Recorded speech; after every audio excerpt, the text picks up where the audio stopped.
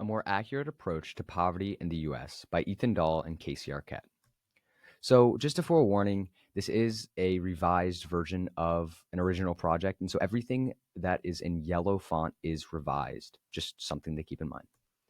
So, first, let's look at the question, what is poverty? Is this poverty? Could this be considered poverty? Or is this even poverty?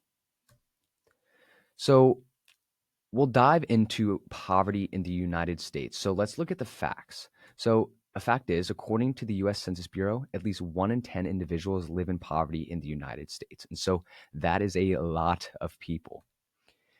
However, it's important to keep in mind that there is fluctuation in this. In asking ChatGPT the different methods that we could measure poverty in the United States, it came up with this list. And there are 7 different measures here. And it's important to keep in mind that here in the United States, we actually only use one of those measures. And so, that 1 in 10 number that I showed you earlier, that's based off of one measure, and there are numerous different ways that we can measure poverty in the real world. Just some other things that go into poverty in the United States. So geographical location varies significantly in the US. So someone who's from New York, for instance, is going to struggle in a different way than someone who lives in Texas. The poverty line in Texas is actually lower. So we define poverty as a state of lacking the financial essential capabilities necessary to live a life of dignity and respect within a set community. And so we dive into US poverty through 2 measures. And the first is a non-monetary approach, and the next is actually a monetary approach. Next, let's look at the monetary approach. So there are 2 different ways that we can measure the monetary approach within the United States. And the first is the OPM, or the official poverty measure. So the OPM, the resources that it considers within an individual is someone's pre-tax gross annual income. So the money that they make before being taxed.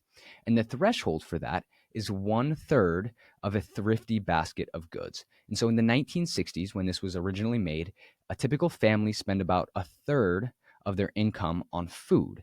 And so this method was actually, it tried to measure the total amount a family spent.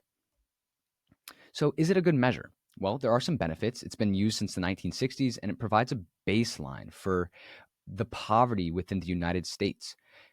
We can go back and look at previous data, and this really allows us to get a good baseline for how much money, or how poverty is being affected in the U.S. And also, it's adjusted for inflation, so that basket of thrifty goods is obviously becoming more expensive over time, and so they are adjusting for that. But the drawback is the same thing as the benefit. It's been used since the 1960s, and therefore it is outdated. And so that brings into question the SPM, or the Supplemental Poverty Measure. And just to clarify, the OPM and the SPM are not the same. However, they do have some things that are similar. So the resources that are considered for the SPM is, firstly, an individual's post-tax gross annual income. So the money after being taxed. And there are some other resources that are included. And so I'm going to give an example to help you understand that. So there are 2 people, for instance. The first individual makes $30,000 annually. The second person makes $20,000 annually. Obviously, the first person makes more than the second person. However, in today's age, we see that the individual who makes $20,000 might also receive some form of government subsidies. Say they receive SNAP, and the SNAP in total allocates around $10,000 in the form of food, obviously, to this individual. And therefore, they actually make the same amount. So the threshold for the SPM, it is basically just, instead of just accounting for the 1/3 of a thrifty food basket, it accounts for food, clothing, shelters, and utilities, to really make a complex sort of threshold that encompasses all of the needs of an individual. However, it is important to note that the OPM and the SPM set a poverty line, or a threshold, and Robert Rector argues against this threshold. Now we'll move on to Rector's argument. Rector believes that the poverty line is too high. We are including too many people in poverty that are not actually in poverty. So what he means by that is he cites that 99.6% of people have a refrigerator, 97.7% have a household, and these are poor U.S. households. This many people have them. He also cites that people are getting food on a consistent basis. Very few people are unhoused. Very few people are going hungry. But I disagree with him because there's so much more to being in poverty than just food and appliances. He doesn't take account the lengths it takes to get this food. If they're working 10-hour days, 7 days a week, barely seeing their family, then that is not a dignified life, and not a life most people would like to live nor believe is above poverty. He also doesn't take into account the necessities to have these appliances. If you're someone who's one of these poor households, a refrigerator stores most of your healthy food, but also a lot of the bulk food, maybe frozen food, or food they can buy for cheap or cook by themselves with a stove. And it also doesn't take into account how easy it is to get some of these appliances. When you move into an apartment, which most people who are poor households are, it comes already with a refrigerator, usually with a stove, maybe an oven, probably not a TV, but they have a lot of things that people already need, and that's why the percentage is so high. And lastly, it doesn't take, well, not lastly, but it takes into account the respect to someone's dignity. If someone is dealing with so much more than just food and appliances, like they're getting abused, they can't go outside, they're struggling in other ways, they can't live a happy life outside of just food and appliances, then they are also in poverty. These are all the points that Recto does not take, and that's why we disagree with him. So, why is the SPM a better measure than the OPM? Well, firstly, it more accurately measures a household's financial situation. As I stated before, we no longer spend one third of our expenditures on food. That's just simply outdated.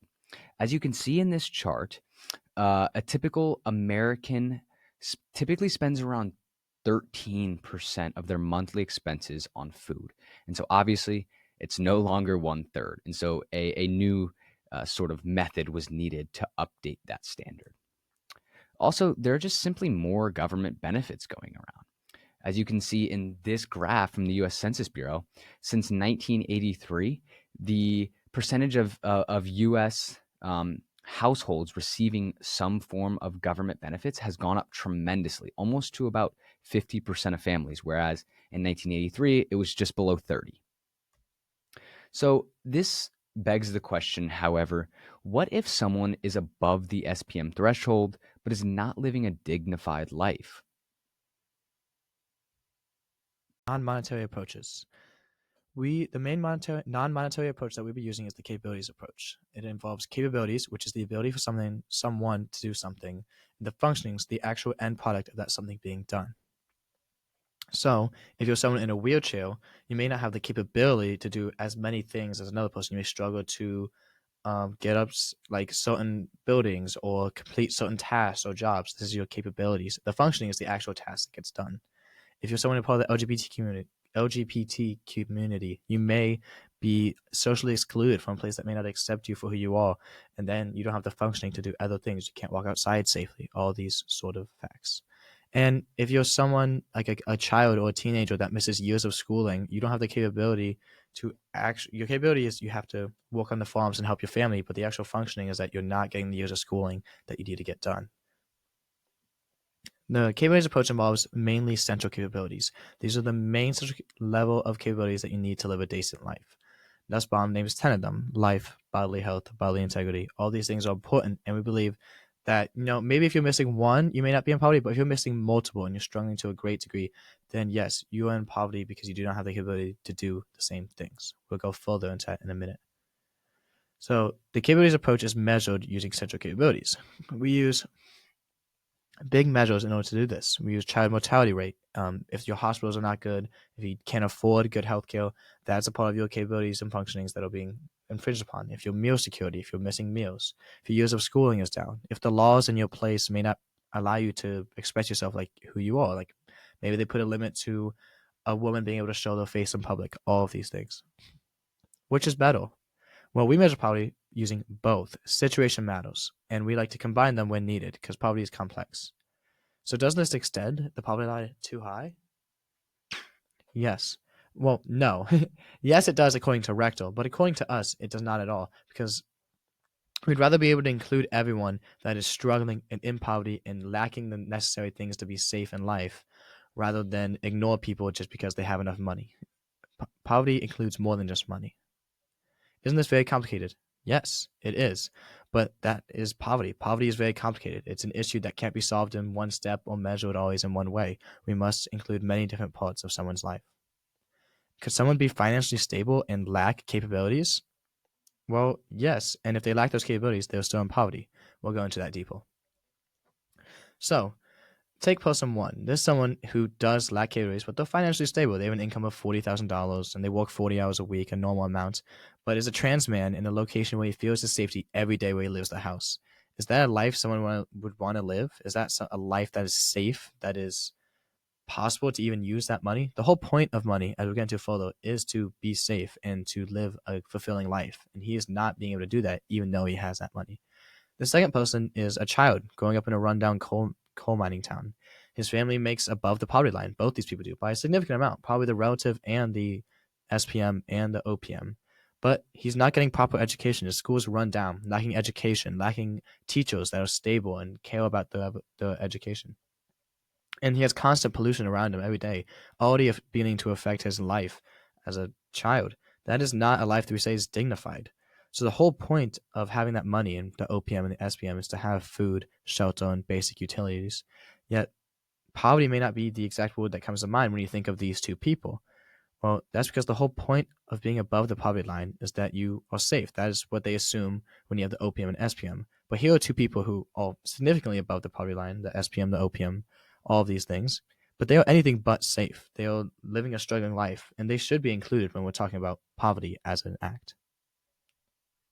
Conclusion. We define poverty as the state of lacking the financial or central capabilities necessary to live a life of dignity and respect within a set community. We are measuring poverty using the SPM and capabilities approach, depending on the location and the situation. Think of a weight scale, or a seesaw.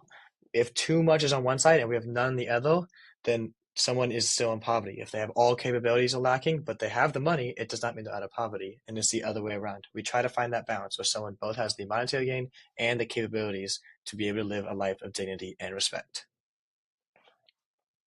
To go back, it also is best done case by case, but it can be used over broad spread if you look at both measures independently if needed. There is no perfect way to define and measure poverty, but a definition and measurement takes into account the financial resources using the SPM, the location, once again using the SPM, and also the capabilities approach. Do they have the substantial freedom? This means, do they have the freedom to walk around, do the freedom to be happy, to vote, to feel like they are a part of a system, and to live a life of dignity? Is their quality of life okay? Just because someone has money doesn't mean their quality of life is solid. And we'll go on that in the next slide, is social exclusion. Maybe they are part of an LGBTQ community and they're being excluded due to that. Or maybe they'll have no friends with them. Or maybe they can't leave their house for some whatever reason away. Or if they are so hurt that they can't live a good quality of life. All these things are taken into account with our measurement. Here's our works cited.